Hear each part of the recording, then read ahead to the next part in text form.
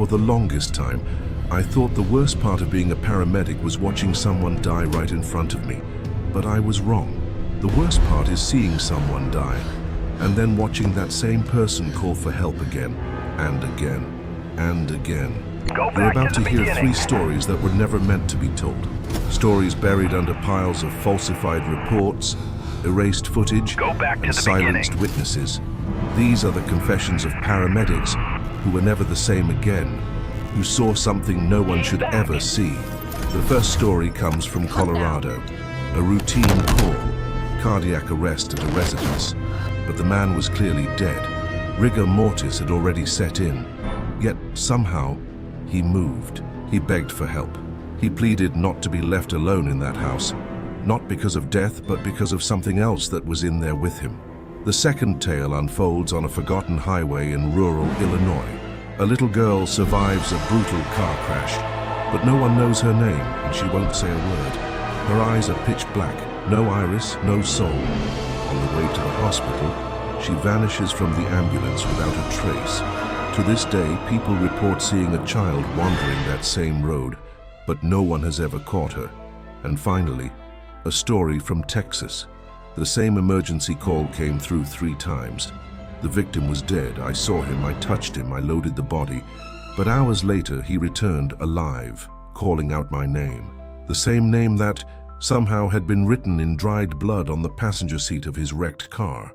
These stories weren't made up. They were lived by those who heard the whispers that didn't come from the radio, by those who looked into the eyes of the dead and heard them ask for help. Are you ready to hear what happens when the supernatural answers a 911 call? Then, like this video now, share it with someone who believes in the unexplained, and brace yourself, because after these stories, you'll never hear a siren the same way again. I always thought the real horror was in the screaming, in the crushed bodies, the glazed eyes begging for help. But no, the real horror is in the silence, when everything is too calm, and yet you feel something watching, breathing against your neck. It was the middle of the night, late January, cold enough to make Colorado air feel like shattered glass. I'd been on shift for 16 hours. My partner, Jonas, was dozing off in the passenger seat. That's when the radio cracked. Unit 12, Code 47, cardiac arrest, remote residence, north of Aurora, coordinates transmitted. No patient name, no medical history, just a vague address in the middle of nowhere, where digital maps stopped working. We followed the road for almost 20 minutes until the GPS gave up. Snow was falling heavy, reflecting the headlights in eerie blue hues. The trees thinned, and there it was, an old, massive house, paint peeling, windows like hollow eyes. It was the quietest house I've ever seen. No signs of life, no sound from inside, but the door, it was ajar.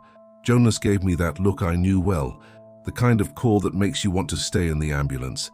We went in, flashlights on. The air was cold, dry, completely still. The house looked abandoned for years. Moldy rugs, crooked frames on the walls, and that smell, a mix of dust, rotten wood, and something else. Something sick. We found the body in the main room. Middle-aged man, collapsed next to a dust-covered couch. Simple clothes, half-open eyes, grey skin, deep purple patches, advanced rigor mortis, dilated, cloudy pupils, dead for at least 4 to 6 hours. I knelt down, checked for a pulse. Nothing. His skin felt like frozen leather. I pulled out my notebook and marked the presumed time of death, 2:59 a.m. Jonas went to grab the stretcher. I stayed behind to record details. That's when I noticed something strange. Next to the body, on the wooden floor, there were marks, like someone had dragged their feet in circles. Fresh marks, like he had moved after dying. I stood up slowly. Something felt wrong. A faint noise echoed from upstairs, creaking wood, as if someone was up there. But the house was supposed to be empty. I swallowed hard, turned to grab my flashlight and froze. His eyes were open, wide, staring straight at me, pupils sharp, like he was alive, like he was awake. I felt ice shoot down my spine. I took a step back. Then he moved his lips. No sound, just the motion. "Don't leave me here." The voice came a second later.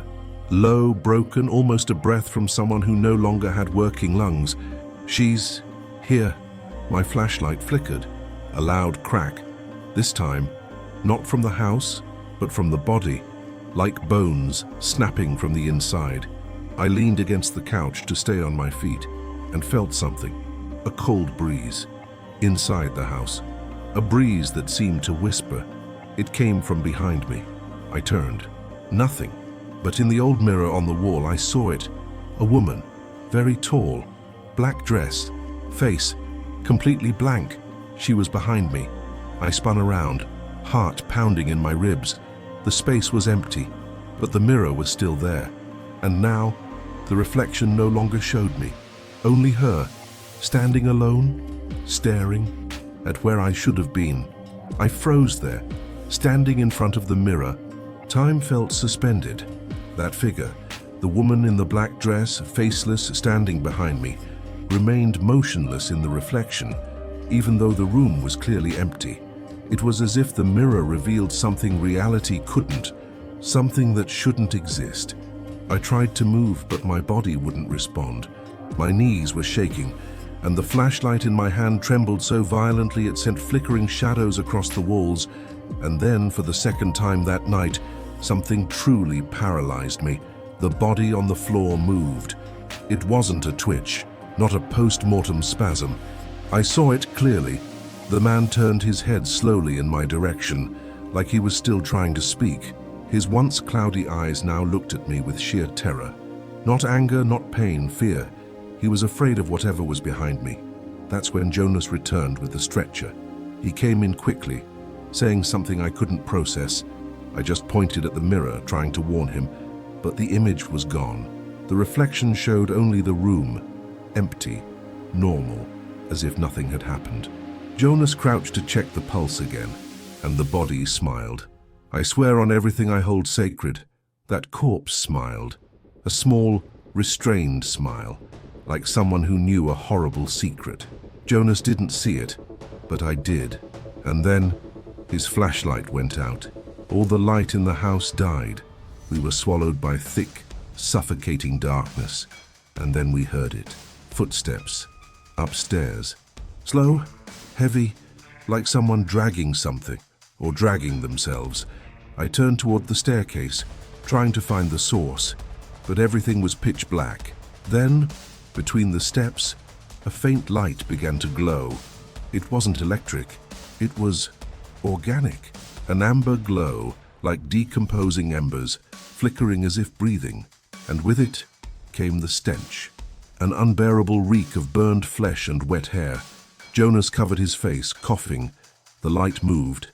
It stepped down one stair, then another, and then a hand appeared on the staircase.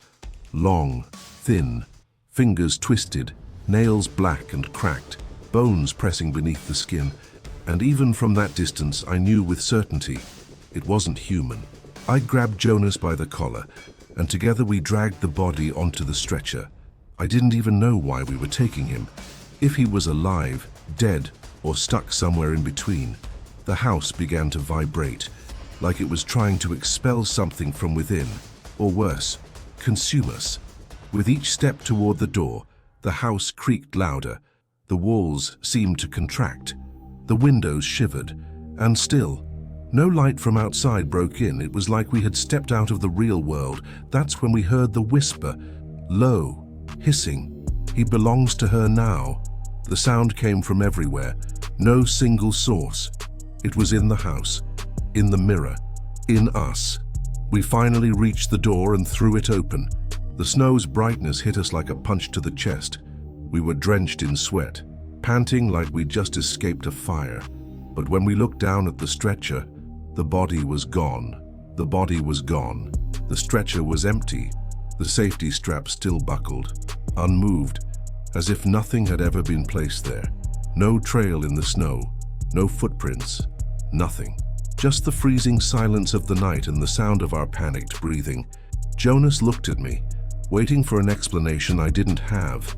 He asked, his voice shaky, if I had moved the body before he came back with the stretcher. I shook my head.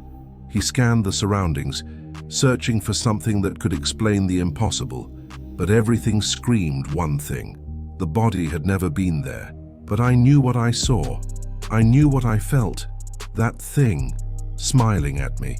Then, as if reality resumed, we heard it again. A sharp crack followed by a muffled thud. Something or someone was moving inside the house. And not with human footsteps. It was dragging, misshapen, like claws scraping wood, like wet flesh being pulled across the floor. Every instinct told me to run, but something held me back. Not physically, worse, psychologically. As if something was pulling me back inside the house, something hidden that refused to be ignored, a presence that demanded to be seen, or heard, or fed. Jonas hesitated, but before I could say anything, he was already walking toward the house. I followed, not out of bravery, but because the fear of being alone out there was even greater. As we stepped back inside, everything felt different. The house wasn't just darker, it felt alive. The walls creaked like they were breathing. Shadows shifted without any source of light. The air was thicker like smoke, and the burning smell had returned, now mixed with something foul like raw meat left in the sun. We followed the sounds to the second floor, creeping up one step at a time. And then, at the top of the stairs, we saw the door, the only one fully shut. An old red wooden door, deep scratch marks gouged into it, like claws. Around the doorknob, the finish was worn away, as if someone had desperately tried to open it from the inside. Jonas reached for the handle, locked. Before either of us could speak, we heard breathing from the other side. Not human, slow, heavy, animalistic. Then whispers, disconnected words, like shattered prayers. A woman's voice followed by a high-pitched sound, childlike laughter but warped, deep and out of tune. Then came the thuds, 3 loud knocks, like someone headbutting the door. Something was in there, something that wanted out, or worse, something that wanted us in. Jonas stepped back, and before I could stop him, he kicked the door.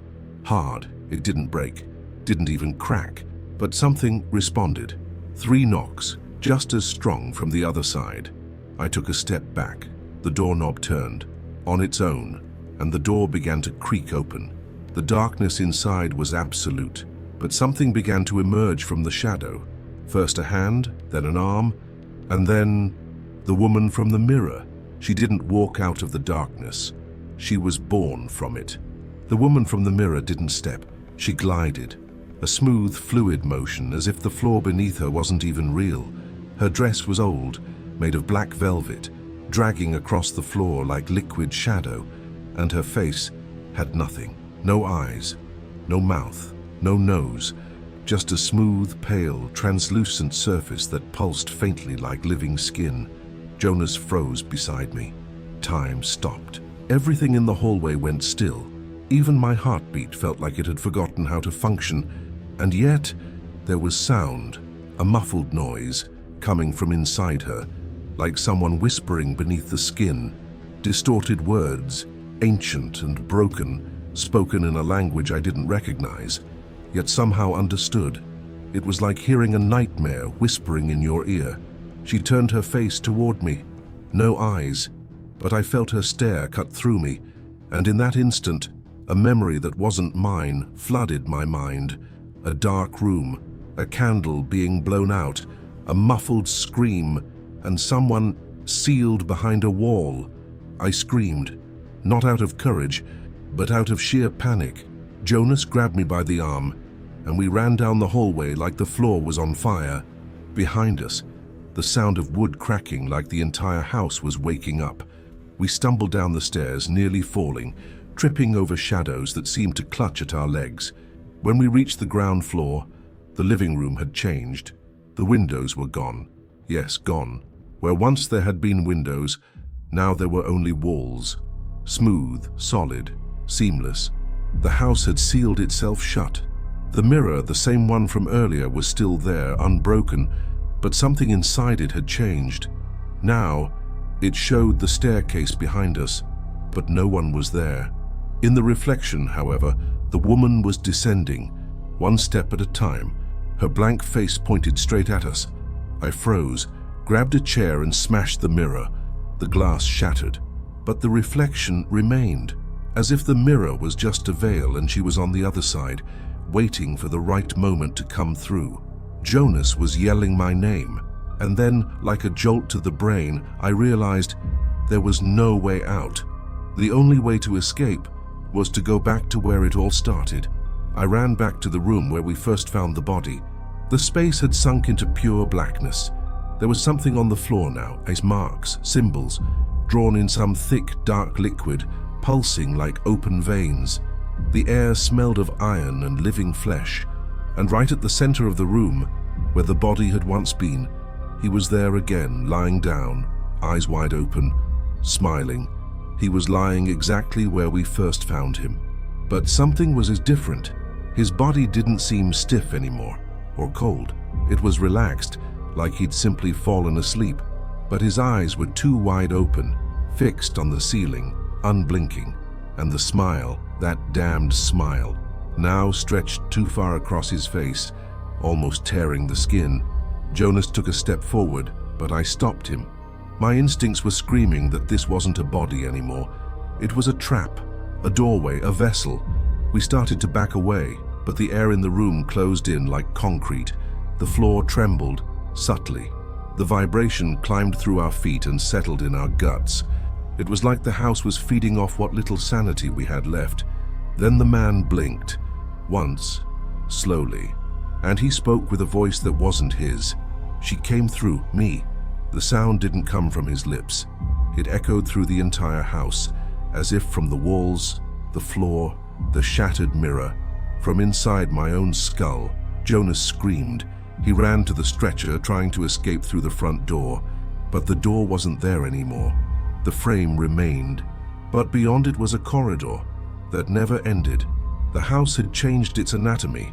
Like a living organism, it reshaped itself to keep us in, to make sure we saw everything until the end. I tried to hold on to something, but the darkness began to consume me. Not the absence of light, a substance, thick, black, sticky, oozing from the walls and crawling across the floor, reaching for our feet. And then I saw the mirror again. Even broken, it reflected the future, Jonas, sitting on the floor, staring into nothing, alone, repeating endless numbers, and me, lying on that stretcher, eyes wide open, smiling, reality shattered into fragments. She was among us now, no longer bound by space or time or matter. Her whispers were everywhere, and her presence felt like a weight on my chest, pressure behind my eyes, a hum deep inside my brain. I fell to my knees. I no longer knew where I was, who I was, or if I was still me. And then everything went dark. I woke up 3 days later in a hospital bed, restrained, monitors beeping slowly.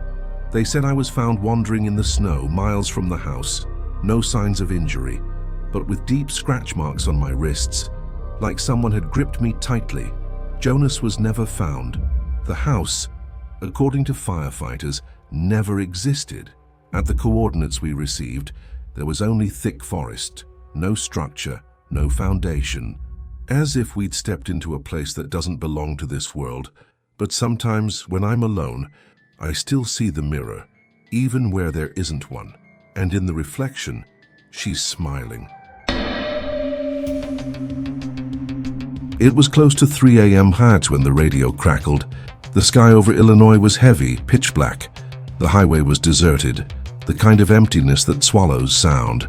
A short, direct call, single vehicle accident, Route 47, mile marker 89. No description, no mention of other vehicles, just a car, reportedly overturned, with one survivor. When we arrived, the ambulance headlights sliced through the thick fog. The car lay on its side, partially off the road, surrounded by tall grass. No movement, no sound, just the wind pushing the branches like nervous fingers. Jonas, my new partner, quiet, efficient, stepped out before me. We approached the vehicle. The driver was dead, crushed between the seat and the dashboard, his face buried in the steering wheel. The scene was gruesome, but strangely too quiet. The impact seemed recent, yet there was no music from the radio, no blinking hazard lights, just absolute stillness. And then in the back seat, there she was. A girl, no older than 8, white dress, stained with blood. Dirt and scratches covered her skin, but she didn't seem injured. She was sitting upright, back straight, staring ahead.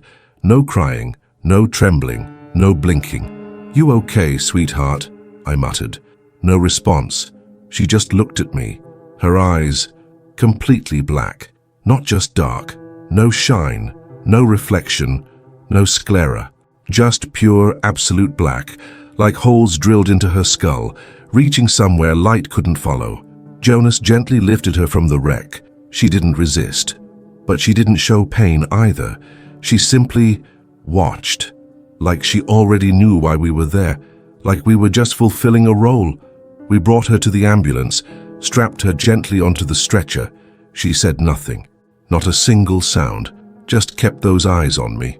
"Shock, probably," Jonas muttered, trying to rationalize what couldn't be. But I knew something was wrong with her. And the moment we shut the ambulance doors, sealing ourselves off from the road, the radio crackled again, but it wasn't dispatch. It was an irregular static, almost organic, like metallic breathing. And in the middle of the static, a distorted voice whispered, "Take her back." I kept my eyes on her while Jonas drove. The inside of the ambulance was soaked in pulsing red light, reflecting off the metal cabinets and the girl's pale skin. She remained completely silent, strapped to the stretcher, showing no reaction to anything, no fear, no pain.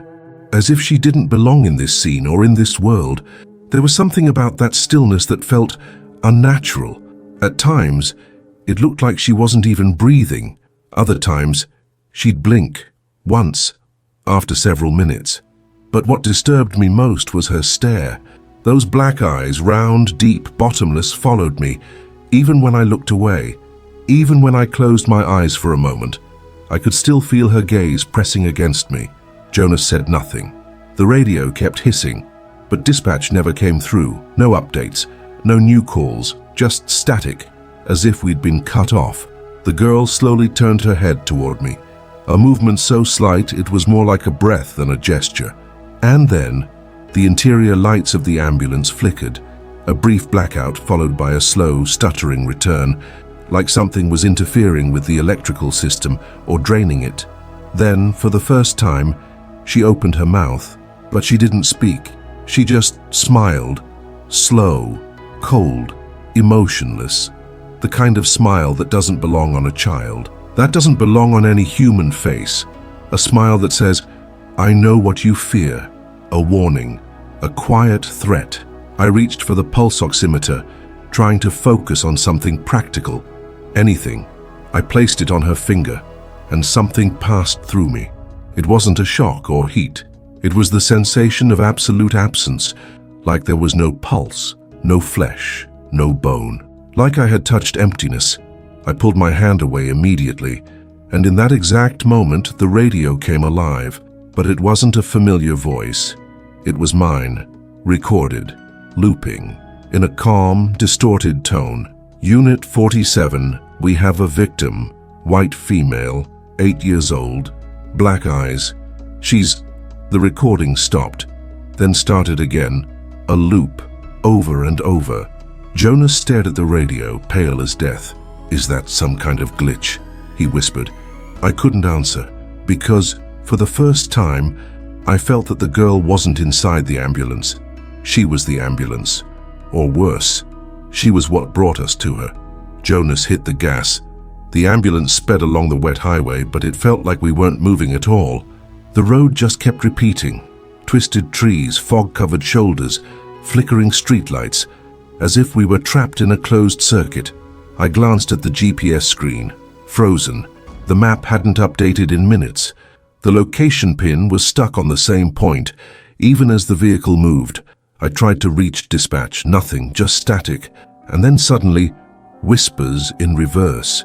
Cut-up phrases, swallowed by noise, children's voices, and then laughter. I turned to look at the girl, still in the same position, fixed eyes, that dead smile. But now, something else was there. The windows started to fog, at first, faintly, like someone breathing near the glass. Then, in seconds, they were completely covered in condensation. And that's when we saw them. Handprints, small, hundreds of them, inside and out. Prints over prints.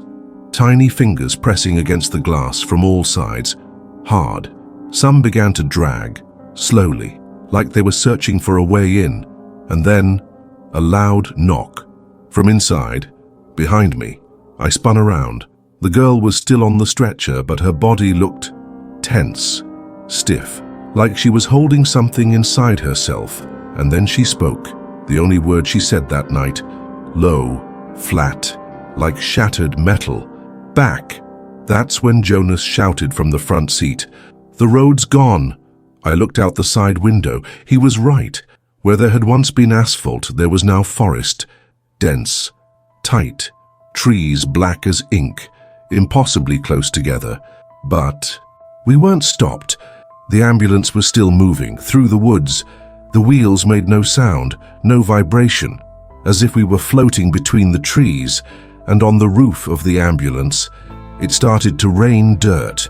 The ambulance roof creaked, not like a vehicle in motion, but like something was pressing down on it.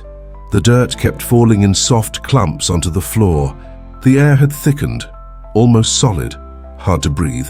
I wanted to open the side door, step out, run in any direction, but Jonas was frozen, pale, eyes locked on the windshield, which now reflected only the interior of the ambulance. It was as if the road no longer existed, just the image of us in a loop. I looked at the girl. She wasn't smiling anymore. Now her eyes were closed, her body completely still. I moved closer, cautiously, touched her arm, cold, but not stiff. I checked for vital signs. Nothing. No pulse, no breath. I called Jonas. No reaction. Tried the radio. Just a low, continuous hum, a deep tone that made my skull vibrate. That's when I decided to open the back door. But as soon as I touched the handle, the temperature dropped violently. My fingers froze against the metal. I forced the latch and yanked it open. The light outside, if it was light, blinded me for a second. Out there was nothing. Just a white plain, snow that wasn't snow, a sky that wasn't sky, and an invisible presence circling the vehicle. I turned back inside the ambulance. The girl had vanished. The stretcher was empty, the straps undone. Only one thing remained, a folded piece of white fabric where her body had been, the same fabric from her dress, and on it, tiny handprints, pressed in dried blood. Then Jonas, as if waking from a trance, screamed, "Look up!" I slowly raised my eyes. On the ceiling, reflected like in an upside-down mirror, the girl was there, standing, upside down, staring directly at me. Time stopped.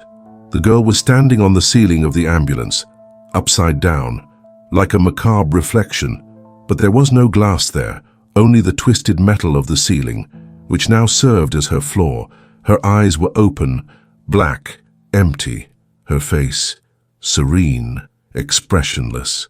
Jonas dropped to his knees. I couldn't move. I felt a strong buzzing inside my head, like the air was vibrating, or as if something was trying to get in. The girl raised her hand, slowly, silently, and pointed at me. In that moment, everything went black. Light, sound, shape. It was like falling into a bottomless pit, without body, without time. I woke up 2 days later.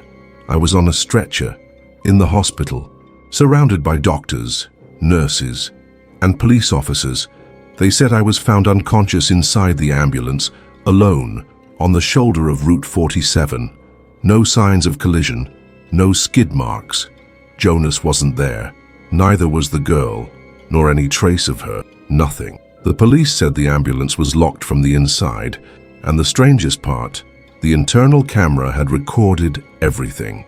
They asked me to watch. I hesitated, but I agreed.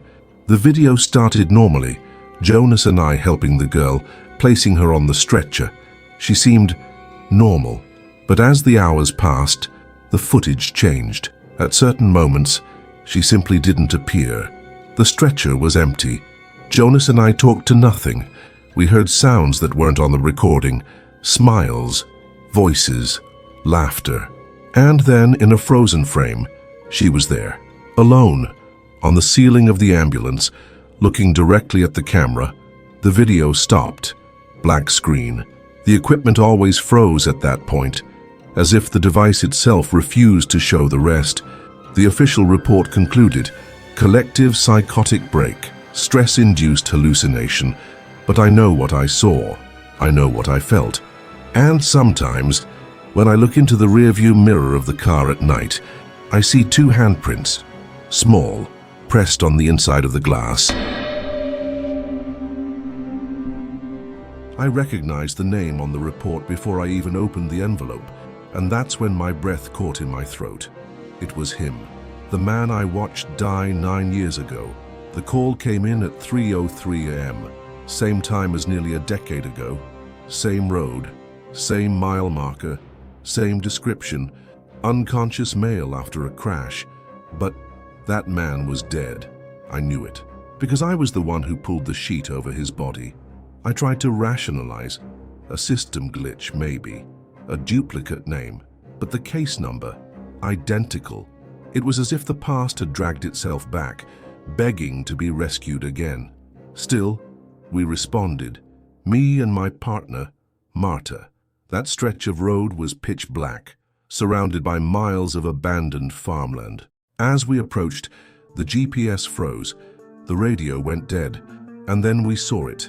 The car, the exact same model from the original crash. Same crumpled frame, same position in the ditch. But something was even worse. He was standing on the side of the road, waiting for us. A man, face streaked with dried blood, clothes torn, eyes locked on the ambulance. He didn't move, didn't wave, just stared. Marta slammed the brake and looked at me. "Is this some kind of joke?" she whispered. Shaken, I didn't answer. I couldn't. I stepped out of the ambulance, approached him. Every step felt like walking through time until I stopped just a few feet away, and he spoke with the same voice, the same tone I heard on the radio right before he died years ago. "Oh, you still remember my name?" I dropped to my knees because I did remember. And in that moment, I realized he remembered me too. I struggled to stand. My legs shook as if they'd been paralyzed for hours. Marta was shouting my name from the vehicle, but her voice sounded distant, muffled, like it was coming through a radio from another time. The man was still there, standing, motionless, eyes locked on mine. But something was wrong with time around him. The night breeze blew, but his clothes didn't move. The shadows of the trees swayed, but his remained still, frozen to the ground. Not even the insects buzzing in the dark dared to cross him. It was as if he were suspended outside the natural flow, a glitch kept alive by some force that should never have been awakened. With a trembling voice, I asked who he was, not for the answer. I already knew. I just wanted to hear again what had haunted me for nearly a decade. He pointed at the wrecked car, without saying a word. Hesitantly, I approached the vehicle. It was the same one. Same battered interior, same keychain hanging from the rearview mirror with the initials E.G. But the most horrifying part came when I opened the passenger door. Written on the seat, in dried blood, darkened by time, someone or something had scrawled, "James, this is still your fault." My name, written in the shaky, sunken handwriting of someone on the brink of death. The same message I've seen in nightmares night after night since that accident. My hands trembled because I never told anyone. At the time, the official report said he died on impact. But the truth is, He was still alive when we removed him from the vehicle, and I was the one who declared him dead and too soon, to avoid prolonging the shift, to keep the paperwork from piling up. He died in the ambulance, and I lied. Marta approached, frightened, asking what was wrong. I pointed to the seat, but the words had vanished. In place of the dried blood, only dirty, worn fabric remained. No trace of the message. I looked back at the road. The man was gone, too. I ran out of the car, gasping. The road was empty, as if no one had ever been there. The wind returned. The crickets resumed their song. "This isn't right," Marta whispered. "This isn't normal, James." She was right. Nothing there was. But the worst was yet to come, because when we returned to the ambulance, on the windshield, it was written again, in fresh blood. "You still remember my name." After what we saw on the road, I no longer knew where reality ended and the nightmare began. Marta and I returned to the ambulance, the weight of that blood-written message on the car seat pounding relentlessly in my mind. Every step felt sluggish, as if the ground was sticking to my shoes. The fog thickened, making the night even heavier, more oppressive. As soon as we got inside, I tried to start the engine, but the ambulance didn't respond. The dashboard went completely dark. Silence was absolute. Not even the usual sound of the starter trying to turn over, just the echo of our footsteps and our quickened breathing. Marta grabbed the rear door handle, trying to get out, but the lock felt frozen. She tried again, harder. Nothing. The windows began to fog up slowly, as if something was breathing against them. I tried the radio. No response, only static. But amidst the hiss, I could swear I heard whispers, confused words, impossible to understand, voices layered over one another as if from different people or different times. The tension grew with every passing minute. Marta looked at me, eyes filled with fear, whispering, "James, this isn't an accident. It's a trap." I couldn't disagree. That's when I noticed the stretcher.